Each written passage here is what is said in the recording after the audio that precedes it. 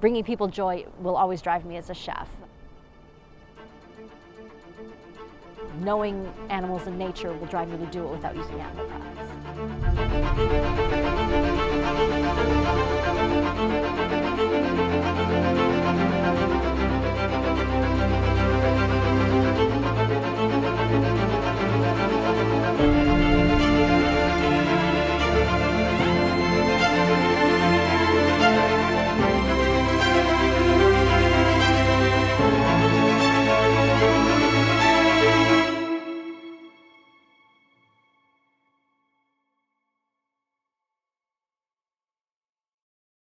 I grew up in Milwaukee, Wisconsin. I came from a place that was very German. I learned traditional Schuhplattling dancing.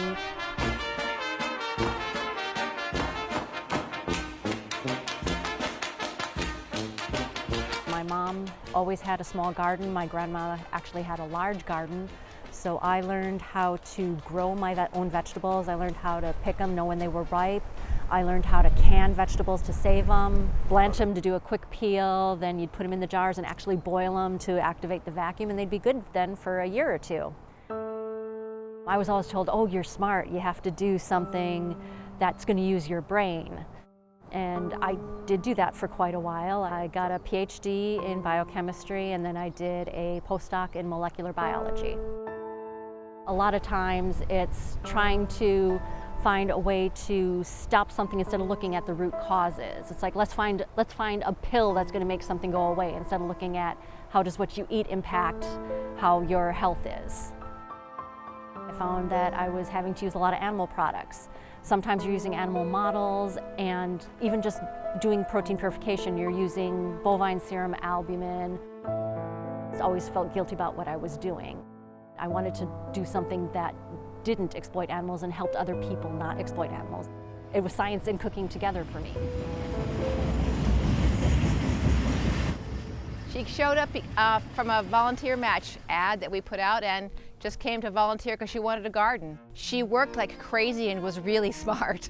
And she kept coming back, and she liked the garden and she loved the animals, but the garden was where she fit in, where she really wanted to be.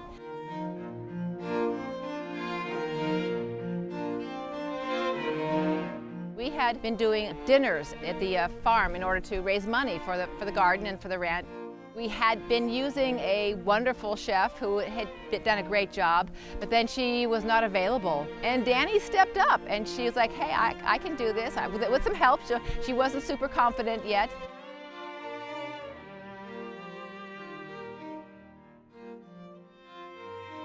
When I heard that Dani was going to change job careers and she was going to leave the security of doing her regular gig and throw that out the window for a hopeful career as a chef, I thought, wow, this is incredible.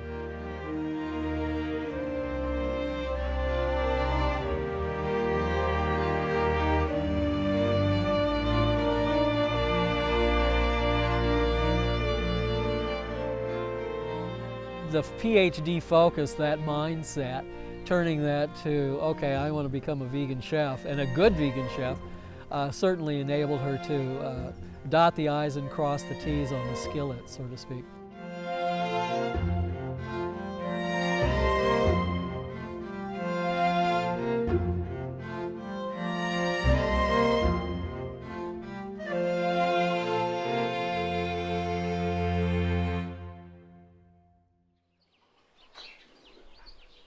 We're going out to grab some herbs.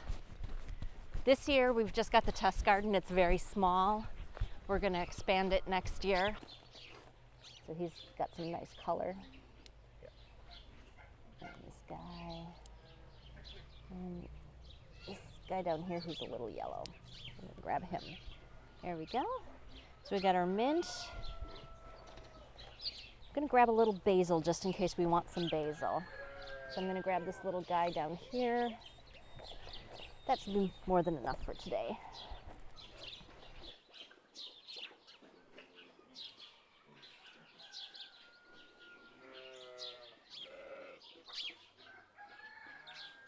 People, when they're around animals and the earth, end up going through a healing process.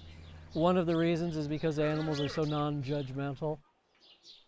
We have events here at the Kindred Spirits Care Farm which range from simple picnics to full-on 4-course meals that look a lot like French fine dining.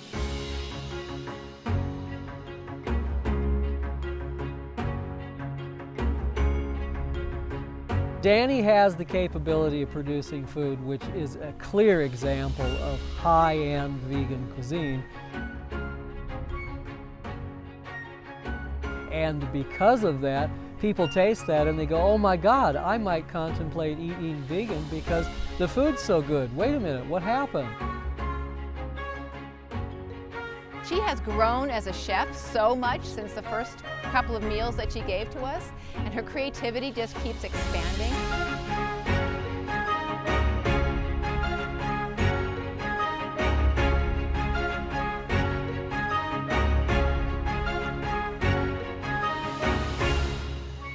Any chef wants to make people happy with what they present, so bringing people joy will always drive me as a chef. Knowing animals and nature will drive me to do it without using animal products. With every meal she puts out, she's changing people's lives. She's changing the trajectory of their lives and changing the world in that way. If they come away and say, wow, I want to eat this again, it makes your day and you feel like you've done something that will live on.